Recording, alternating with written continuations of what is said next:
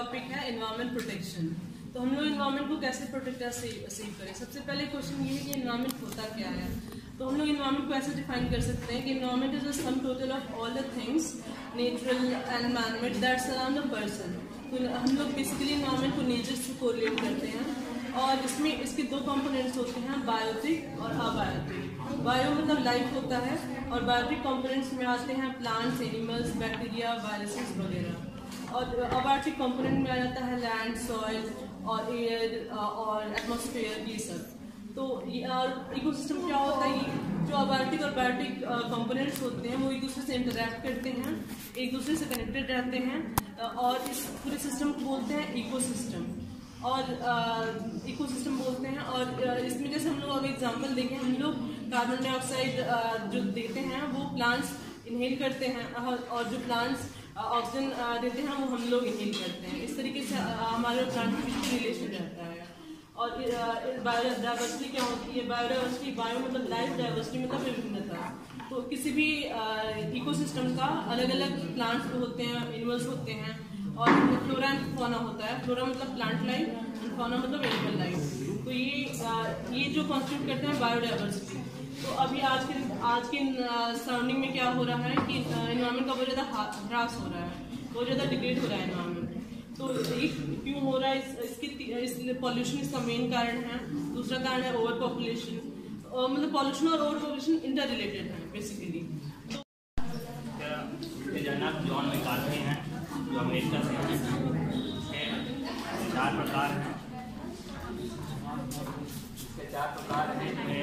इसमें हम इसका प्रयोग हम खेल के क्षेत्र में, स्वास्थ्य के क्षेत्र में, बैंकिंग के क्षेत्र में, एजुकेशन के क्षेत्र में, शिक्षा के क्षेत्र में हर जगह करते हैं।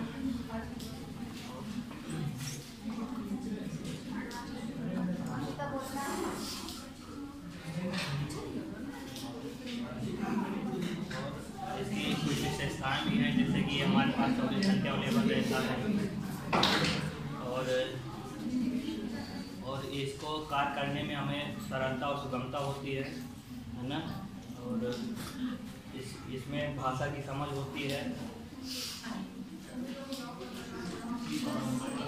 पता लग जाता है। ये केवल और केवल पॉसिबल हो सकता है आर्टिफिशियल इंटेलिजेंस की सहायता से। और हम Good afternoon, ma'am, and my friend. My name is Abhishek Kumar Agrari, and we are here to discuss about safe environment. My team member name is Aarti, Mansi, Satyendra and Jyoti. हम यहाँ पर discuss करने वाले हैं environment के ऊपर। Environment से आप समझते क्या है?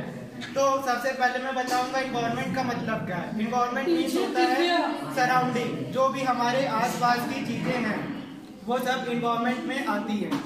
तो हम वही के बारे में बात करेंगे। इन्वायरमेंट में आते हैं हमारे नॉन लिविंग थिंग्स और लिविंग थिंग्स। लिविंग थिंग्स में हमारे जो जान होती है वो लिविंग थिंग्स होती है। नॉन लिविंग थिंग जिनमें जान नहीं होती है।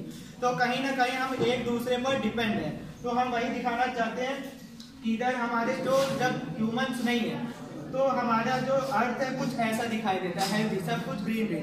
वहीं पर जब हम लोग आ जाते हैं, हम अर्थ की चीजें, रिसोर्सेज को यूज करते हैं तो उससे ज्यादा पॉल्यूशन होता है। जैसे फ्लड हो गया, अर्थक्वेक आते हैं, सुनामी आती है, क्लाइमेट चेंज जो हो रहा है वो ह्यूमंस की ही वजह से हो रहा है कहीं ना कहीं। जैसे अभी बारिश हो रही है, अभी धूप निकल रही, तो ये कहीं ना कहीं एक क्लाइमेट चेंज के ही वजह से हो रही है।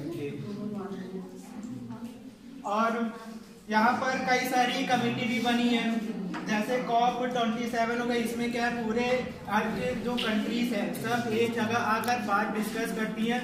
जैसे जो भी हार्मफुल गैसेस प्रोड्यूस हो रही तो उसको कम करने की बात होती है। जैसे क्लोरोफ्लोरोकार्बन हो गया, कार्बन डाइऑक्साइड हो गई, मोनोऑक्साइड हो गई। ये सब गैसेस से क्या होता है, पॉल्यूशन काफी ज्यादा होता है। तो ये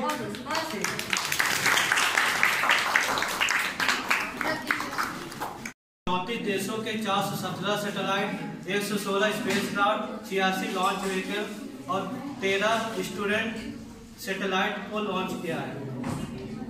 5 नवंबर 2013 को भारत ने गगनयान के लिए newspaper like 10 out of one news will be related to cybercrime. With the advancement of technology, the cases of cybercrime has reached to some another level. So we have divided our collage in 3 parts. First is what cybercrime is and its types, and the second part is prevention, and third, the most important, like what we have to do if we fall in such traps. So what cybercrime is? Cybercrime basically is like it is a criminal activity that is done using digital technologies and networks. And its types, like the most common one, right from the celebrities to normal people, hacking. So hacking is an unethical situation where somebody hacks your personal information, mobile phones and computer networks, etc. Then comes the malware. It means that software that are designed that disrupts the personal information, your networks, etc. and they fraudulate you. And then it is online fraud, the most common one. Like we are too much into online shopping, banking, everything is. Artificial intelligence होता क्या है? Artificial intelligence कुछ ऐसे programmes होते हैं जिन्हें हम बनाकर हम सॉफ्टवेयर में कन्वर्ट करते हैं और उस सॉफ्टवेयर को मशीन में इनबिल्ड किया जाता है, फिट किया जाता है और वो मशीन उसी सॉफ्टवेयर पर वर्क करती है और ये डिसाइड करती है उसको क्या करना है क्या नहीं करना है। आर्टिफिशियल इंटेलिजेंस की सहायता से हम क्या क्या कर सकते हैं, आइए देखते हैं। सबसे पहले हम ये उद्योग में एक प्रकार से क्रांति ला सकती है, क्योंकि आर्टिफिशियल इंटेलिजेंस की मदद से ही हम वस्तुओं की पहचान कर सकते हैं, कौन सही है कौन खराब है। और दूसरे जगह पर देखें तो यहाँ ट्रैफिक सिग्नल्स में इसका यूज़ किया जाता है। और तीसरी जगह यहाँ कृषि में हम इसका उपयोग कर सकते हैं। कृषि में कैसे?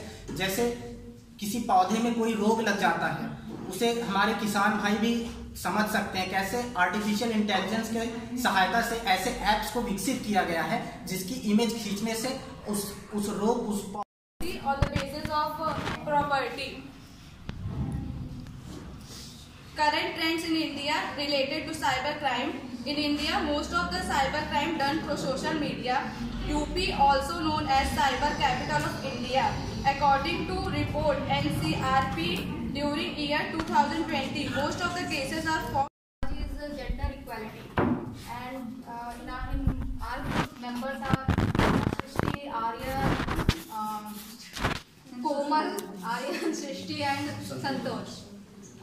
Gender equality in a society, everyone has the right to lead his life individually and without any discrimination. When the state is achieved, when all the individuals get the equal right and opportunity in respect to their caste, gender, color, profession and status, we call it equality. As it is written on the collage, लड़का लड़की एक समान, दोनों को दो पूरा सम्मान.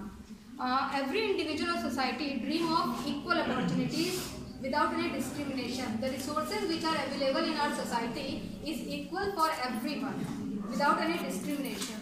This discrimination वो है स्पेस टेक्नोलॉजी। इंडिया का जो स्पेस टेक्नोलॉजी है वो काफ़ी विस्तृत रहा है, क्योंकि 1962 में जो कि पहले इंडिया का इसरो जो आपने अब तक बताया कि वो बना था, उससे पहले इसको कहा जाता था इसरो, यानी कि Indian national committee for space research. उसके बाद 1969 में उसको चेंज किया गया, उसका नाम रखा गया इसरो, जो कि सतीश धवन की देन थी हमारी। और उसके बाद इंडिया के लिए सबसे पहला जो अचीवमेंट था वो था 1975 में आर्यभट्ट का लॉन्च होना। लेकिन अब इसमें कमी ये थी कि वो आर्यभट्ट था तो हमारा सैटेलाइट, लेकिन उसको लॉन्च किया था रशिया ने।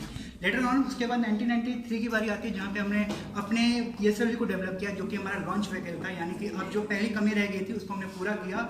और इसके बाद में 1993 में जो सेट किया अपना सैटेलाइट, उसके बाद हमारा जो PSLV है उसको हमने एक नाम दिया जिसको हम कहते हैं वर्क हॉर्स ऑफ इसरो, क्योंकि उसके जो आज तक के जितने भी मिशन रहे उसमें से 95% सक्सेसफुल रहे हैं। और जो सक्सेसफुल रेट है वो काफ़ी माना गया है कि पूरे वर्ल्ड में कि काफ़ी अच्छा रेट है। उसके बाद जो आपका उसके बाद काफ़ी हमारे पास लैंडमार्क मिले, जैसे कि and we will be presenting space technology through different missions that have been launched. Okay, so हमारे इसरो की स्थापना 15 अगस्त 1969 में हुआ था। फर्स्ट मिशन हमारा क्या कहते हैं 1975 में लॉन्च हुआ था, जिसका नाम हमारे महान गणितज्ञ आर्यभट्ट के नाम पर रखा गया। कि आदित्य L1 लॉन्च हुआ, उसके बाद चंद्रयान 1, चंद्रयान 2, चंद्रयान की पहला रिपोर्ट व्योम मित्र जिसे लॉन्च किया गया 20 जनवरी 2022 को। सकता है ये सिर्फ इंडिविजुअल इंसानों के लिए ही नहीं जबकि पूरी सरकारों के लिए भी बहुत ही हानिकारक साबित होती है। इससे बचने के लिए कुछ महत्वपूर्ण हमें स्टेप्स लेने चाहिए, जैसे कि अपनी पर्सनल जानकारी और पासवर्ड्स किसी को शेयर नहीं करना चाहिए, स्ट्रॉन्ग पासवर्ड्स बनाने चाहिए। हमें 100 डायल करना चाहिए, जिससे और अवेयरनेस लोगों को जागरूक कराना चाहिए, जिससे कि लोग ये जान सके कि साइबर क्राइम बहुत ही खतरनाक है और आने वाले समय में और भी। We cannot trust anybody or anyone in the world. So, what is cyber crime? Cyber crime is a crime that involves a computer and a network. Some of the cyber crimes are phishing, scam, malware, viruses, and theft. The first person to be found guilty of cyber crime is Lan Murbe in the year 1981. It is also known by another name, Captain Zap, and he had hacked the American telephone company internal clock in the order to make free calls. Sivan, it's not the end with the lost signal of Chandrayaan. ISRO has so many records of success. Don't get disheartened and not to put stress. There's a lot more success India achieved. It's because Team ISRO has made us believe. We know all the successful discoveries. Scientists at ISRO has made great victory. With the start of experiments, India bagged achievements. Soviet Union launched Aryabhat, our first satellite. The next was Rohini, continuing our success fight. Our launch vehicle was PSLV. For placing satellite was GSLV. Navigation system like Gagan. Another success was Mars Orbiter mission. It was not the failure. Only 2.1 km away was Vikram lander. Still orbiting there is Pragyan, heading towards success of Chandrayaan. With continuous efforts they put on, India was about to land on. No other country has reached so far. It was most ambitious mission of ours. We Indians feel proud. We salute and applaud. We stand with Team ISRO. They are the real heroes.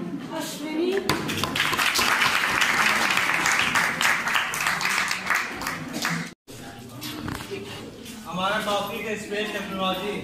Space technology के बारे में कुछ महत्वपूर्ण जानकारी बताता हूँ। इसरो का full form है इंडियन स्पेस रिसर्च ऑर्गेनाइजेशन, भारतीय अंतरिक्ष अनुसंधान संगठन। इसका मुख्यालय वर्तमान में कर्नाटक के बेंगलुरु में स्थित है। इसका गठन 15 अगस्त 1969 को हुआ था। अंतरिक्ष में पहला व्यक्ति जो स्पेस में जाने वाला है, इसका नाम है गया था यूरी गागरिन थे, जो 12 अप्रैल 1961 को गए थे। स्पेस में रूस ने 167 सैटेलाइट, अमेरिका ने 130 सैटेलाइट और जापान